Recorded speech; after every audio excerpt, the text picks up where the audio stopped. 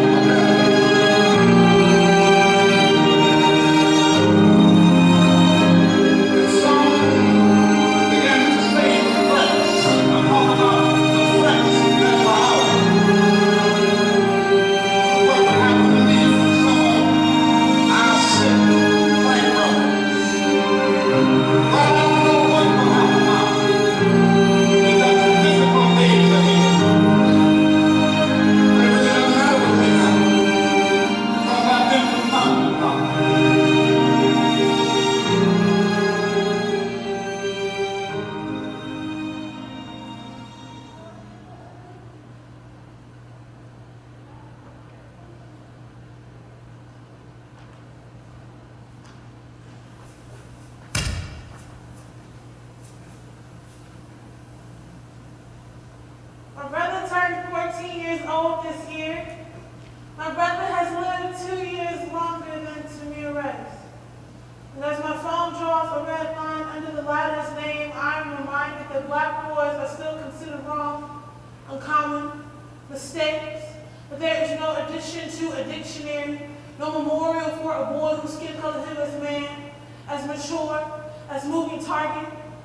This year, my brother turned 2 years older than Tamir Rice was before he wasn't anymore.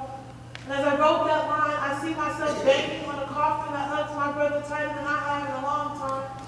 I see a funeral with baby blue flowers and a face that I stopped committing to memory too soon. I see the officer, the gun, the bullet, the lifeless body in the park. I see myself singing happy birthday to a chalk outline because his childhood desires are not bulletproof enough to save him from society. I don't know why I grieve for living bodies and familiar shadows.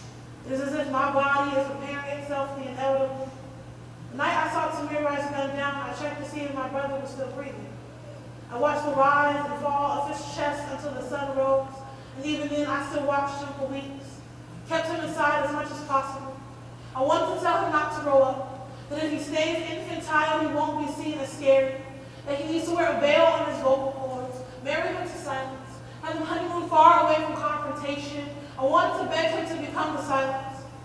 I still have not written my brother's name in this poem. I'm too afraid to see a red line.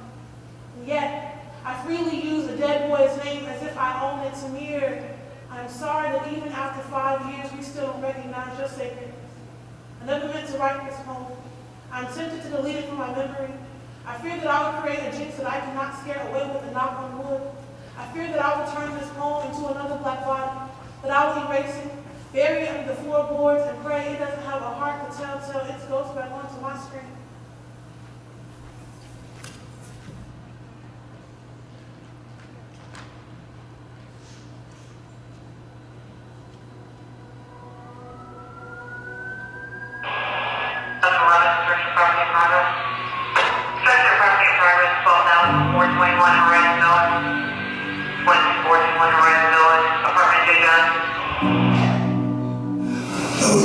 Just go about, if it's once or twice, you can say it's an accident and a coincidence. But when you have as large population of murdered young men in the streets of America, and they're all black or African American descent, I think there's somebody sending us a message, and we should respond to that message.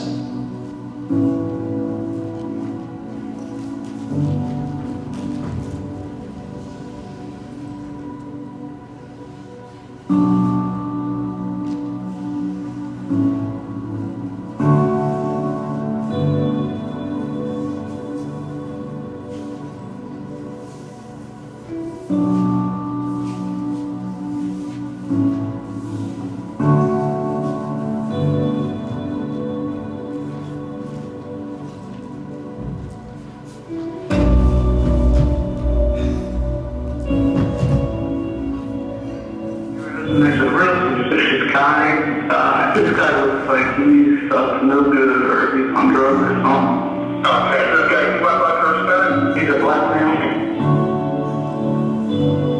They burst in, tasered the 68-year-old man, fired non-lethal beanbags at him, then Officer Anthony Corelli shot and killed him. We're being hunted every day. It's a sign of war against African American people as a whole. All say a police officer shot and killed a man Wednesday night. The shooting occurred during a traffic stop in the suburban city of Falcon Heights. An official said a woman and child were in the car with the man when he was shot. That's the question that's not happening. That looks like a bad day, too, to be honest with you.